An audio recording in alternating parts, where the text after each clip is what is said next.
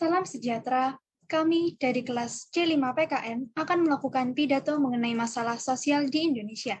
Sebelum itu perkenalkan, nama saya Florencia Clairin Widianto dengan NRP 1303200097 dan rekan saya ada Jesslyn Monica dengan NRP 1303200102.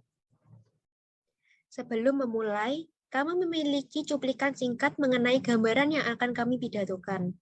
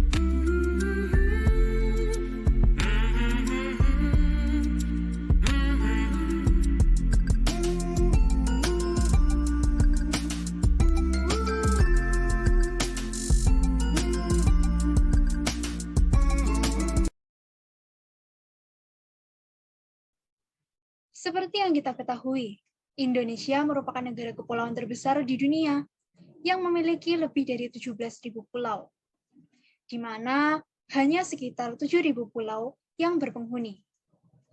Seperti yang dapat dilihat di gambar, Indonesia memiliki 5 pulau besar. Ada Pulau Sumatera, Jawa, Kalimantan, Sulawesi, dan Papua. Menurut Badan Pusat Statistik, hasil sensus penduduk Indonesia pada September tahun 2020 mencatat jumlah penduduk sebesar 270,2 juta jiwa. Hal ini menandakan bahwa dari tahun ke tahun, sensus penduduk itu meningkat. Sudah lebih dari 40 tahun, Indonesia itu mengalami proses urbanisasi yang menyebabkan lebih dari setengah jumlah total penduduknya tinggal di wilayah perkotaan. PBB telah mempelajari bahwa pada tahun 2050 nanti, ada sekitar 2/3 populasi Indonesia masih akan tinggal di wilayah perkotaan. Seperti yang sudah dijelaskan sebelumnya, bahwa Indonesia memiliki 5 pulau besar, yaitu Pulau Sumatera, Jawa, Kalimantan, Sulawesi, dan Papua. Untuk Pulau Jawa, khususnya wilayah Jawa Barat, yang merupakan daerah ibu kota, memiliki tingkat kepadatan penduduk yang paling tinggi, dan disusul di daerah provinsi lainnya yaitu ada Jawa Timur, Jawa Tengah, Sumatera Utara, dan yang terakhir Banten. Beragamnya pulau berarti beragamnya pula suku dan ras masyarakat Indonesia, dan digambarkan dengan semboyan hidup Bhinneka Tunggal Ika yang bermakna berbeda-beda tetapi tetap satu, yang berada di cengkraman kaki burung Garuda. Cara pandang dan sikap terhadap bangsa Indonesia serta lingkungannya dapat didasarkan melalui Pancasila serta Undang-Undang Dasar 1945 yang mengutamakan persatuan dan kesatuan wilayah dalam penyelenggaraan kehidupan bermasyarakat, berbangsa, dan bernegara. Kondisi perkotaan di Indonesia yang berkembang dan berfungsi sebagai pusat-pusat kegiatan mengundang penduduk daerah sekitarnya untuk datang mencari lapangan pekerjaan dan kehidupan yang lebih baik. Mereka yang bermigrasi ke perkotaan relatif meningkat dari tahun ke tahun. Mereka ini berasal dari latar belakang sosial ekonomi yang berbeda-beda, dan sebagian dari mereka datang tanpa tujuan yang jelas.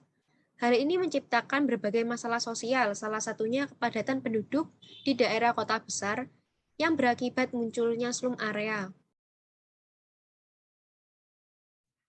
Slum area atau yang biasa kita kenal dengan permukiman kumuh mungkin jarang kita temui dalam kehidupan sehari-hari.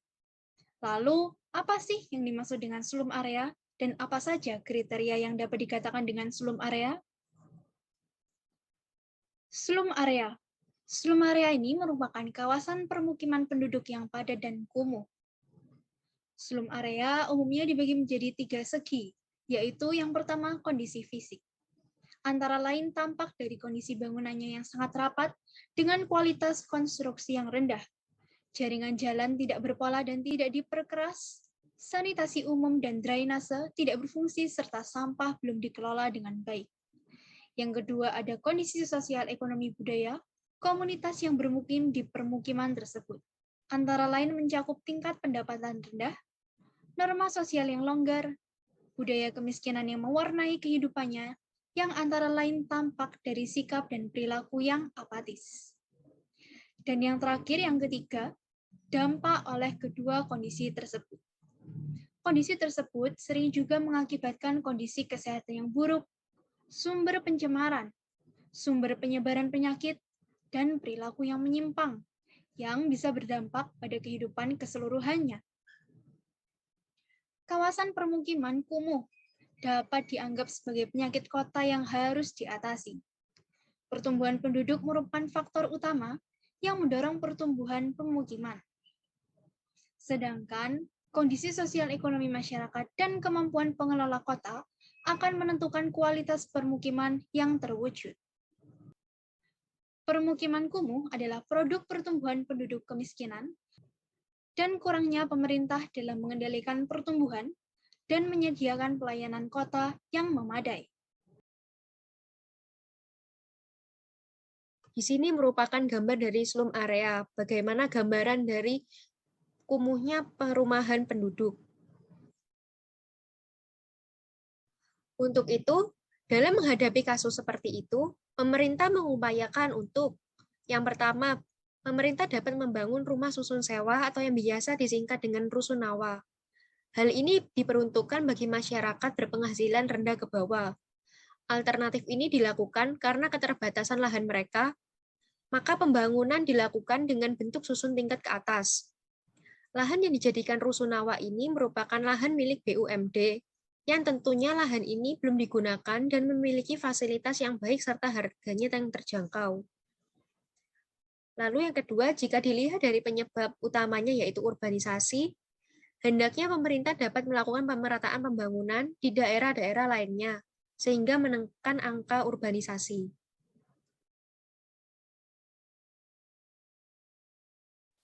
Sebagai masyarakat Indonesia, kita juga dapat turut mendukung dan membantu upaya pemerintah dengan cara yang pertama, menciptakan lapangan kerja, sehingga masyarakat dapat memperoleh pendapatan dan dapat hidup dengan layak. Yang kedua adalah dengan membayar pajak, karena dengan membayar pajak, kita turut menyumbangkan ke pemerintah dalam merealisasikan pembangunan daerah. Yang ketiga, terakhir, kita juga bisa menjadi relawan lingkungan yang bersedia memberikan sosialisasi kepada masyarakat yang tinggal di daerah kumuh tersebut.